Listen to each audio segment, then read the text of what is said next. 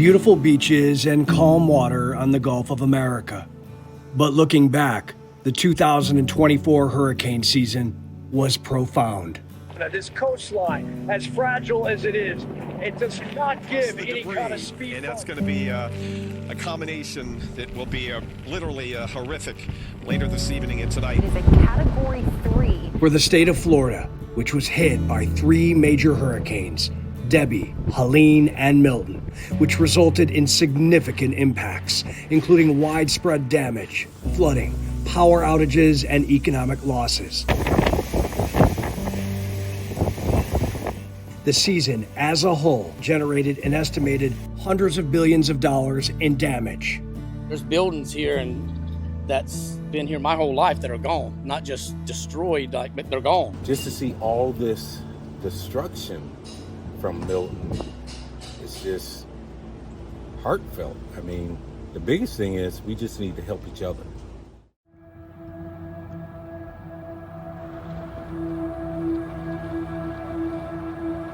Fort Myers Beach, and almost 3 years ago, Hurricane Ian just destroyed this area and many different parts of Southwest Florida as the storm surge came in and just ravaged. Images and scenes that most people here would like to forget. But if you look at Fort Myers Beach today, and that's what I'm doing, as I'm driving around the Gulf Coast up and down, look at all the different open plots of land where there used to be homes, and now it's, concrete and sand, and yes, there are people on the beaches and enjoying the beautiful Gulf waters, which, by the way, are getting warmer every single day. And as we know, that is not a good thing for hurricanes. That's what they feed off of, that warm water temperature in the Gulf or the Atlantic or the Pacific. But there's a lot of for sale signs as you drive on the ground here in Fort Myers Beach, and you see the progress of building, yes, but you also see palm trees that are still cut in half. That is from 3 years ago, Hurricane Ian.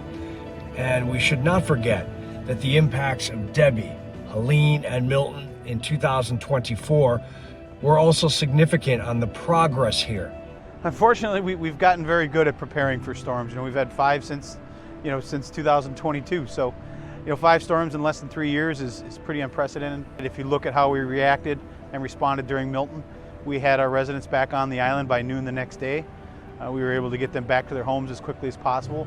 And that was because they were prepared. Just like we were prepared, they prepared. They believed in us that we would get them back on the island quickly. They felt comfortable leaving the island, knowing that they would get back sooner. And because they did that, because they heeded the warning to get off the island, we were able to get them back in a day. We didn't have to do the search and rescue. We didn't have to pull people out of their buildings. We didn't have to find dead bodies. We didn't have to do the things that we did during Ian, because people believed in us that we would get them back. And I think it's that unfortunate experience that we've gained over the last 3 years that'll propel us.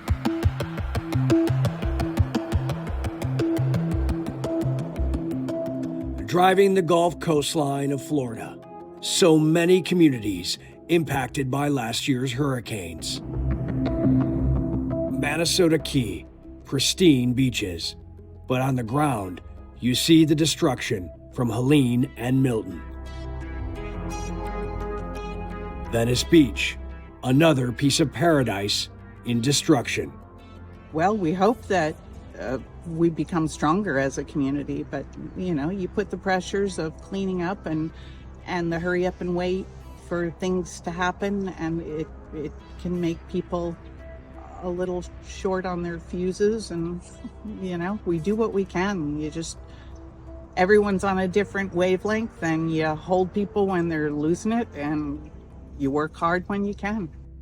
Seemingly everywhere you look, the remnant of these hurricanes. From beachside communities to inland towns to agriculture products, the losses are incomprehensible. But the resilience is palpable, and the fight against Mother Nature continues.